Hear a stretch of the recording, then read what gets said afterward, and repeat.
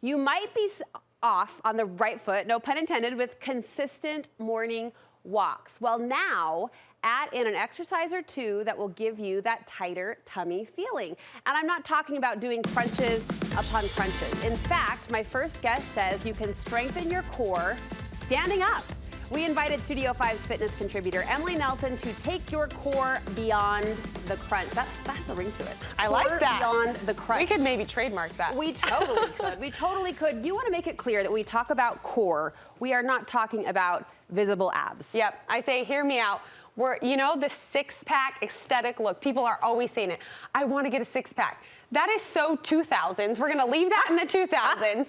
And nowadays, we are going to talk about getting a strong core from the inside out. So we can still call it hardcore. We want to be hardcore. Yeah. But we want to go from the inside out because, quite honestly, that aesthetic six-pack look is unattainable for the majority of the public. It is very genetic-based. I was going to say it's genetic, right? It's very genetic. Like there's people who barely do a sit-up and have ripped abs, and people have the strongest core I know, and you'll never see that. Right. So we want to take that out, and we want to think about tightening and really getting a hard core from the inside out to make everything lower back pain, more and just movement in general just feel better. So it's overall health. I mean, we hear all the time that your core is the foundation for good posture, good health, and you say amen. And good technique too. So when we talk about it, which we're gonna go into engaging, you're gonna have better technique, you're gonna do movements better, which is gonna take away from those joints that are kind of aching. I don't know if it's your cute ponytail when you said that is so 2000, or if it's me just laughing because I'm still in the 2000s. We're at the age where we're past abs. Anyway, I don't know what it is, but we're here for it. Yeah. Okay, so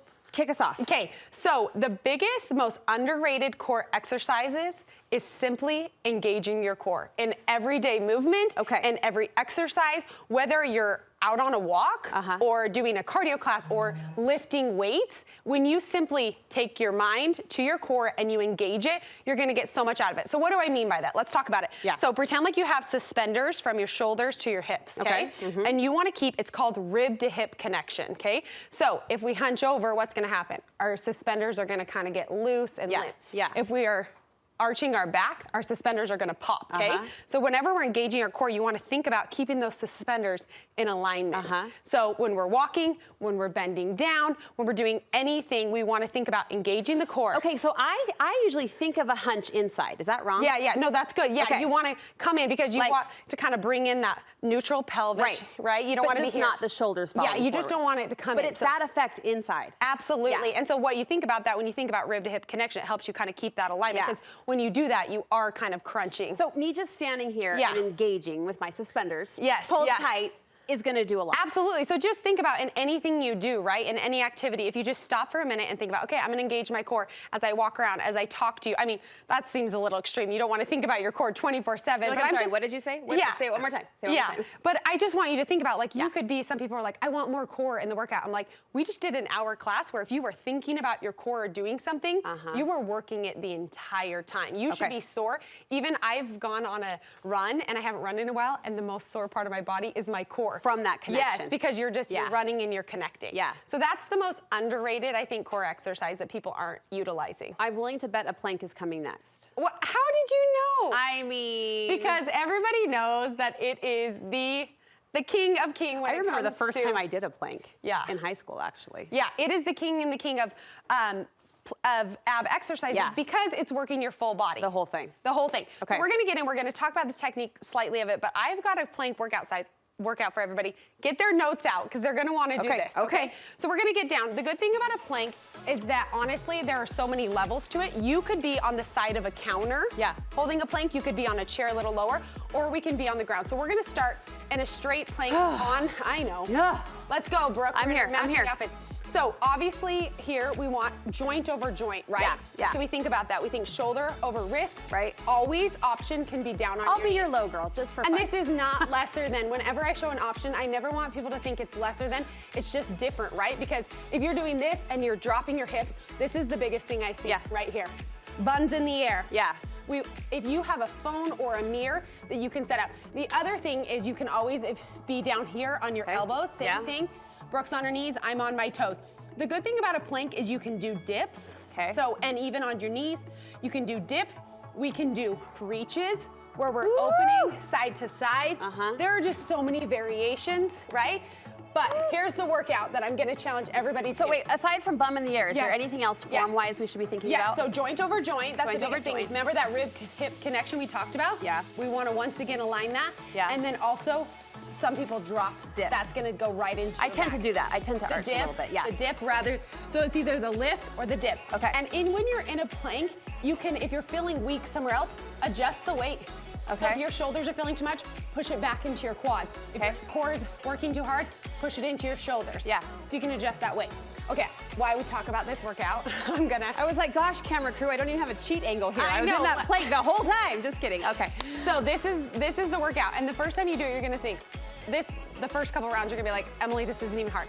It's 20 seconds on, 20 seconds off, just have your phone timer for 8 rounds. 20 on, 20 off, So 8 rounds. You literally hit go, you get into Okay. whatever plank, you could change it by the rounds, you might have to, you could hold it wherever. Yeah. 20 seconds on, when that timer goes off, you relax. And I'm talking about like a full relax. Flop. Like, we're gonna flop on the ground, okay?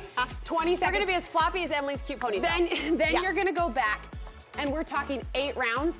You will be so sore. It's as simple as that. 20 on, 20 off. I could for be 8 doing rounds. anything. I could be doing the reaches. I Yeah, could you be can doing do the whatever. dips. Yeah. Okay. To make it, you have to stay up for those 20. And by the end, I'm gonna be doing a little bit of this. Yes, and you'll feel it the next day like crazy. Okay, all right. Okay, you ready for the last thing I'm we're ready. gonna talk about?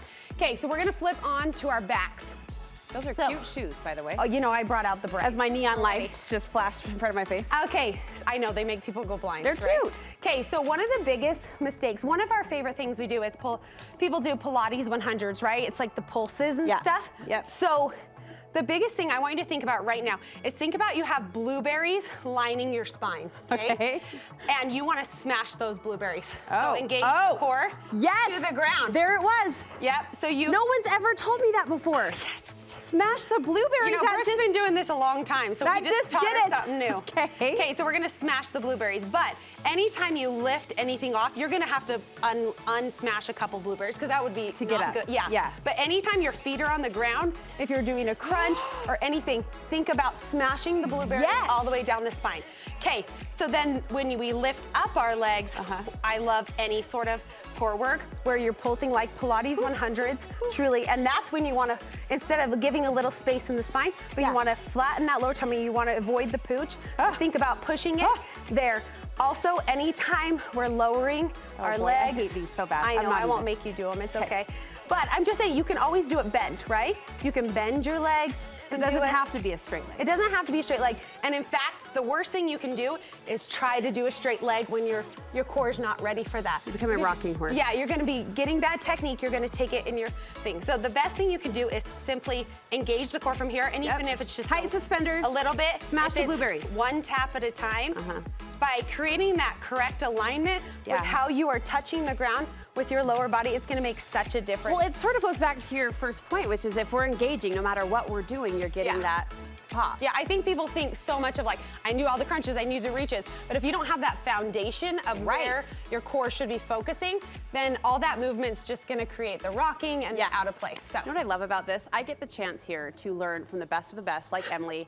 I get to hang out with my best girlfriends here in the studio, like Emily. And now you will be in my head forevermore. When I do a crunch, I'm gonna Yes. think of blueberries and I'm gonna think of you. I know, it really does work. It's such like I a love good that. analogy to link it in. All right, core beyond the crunch. We TM'd it here. Where can we get more from you? Yep, I'll see you at High Fitness Emily on Instagram. Thank you so much. That was fun. I just said it was fun. Did you hear me? We worked out. We're doing it. And it was fun. I wish I had a Slowly. ponytail.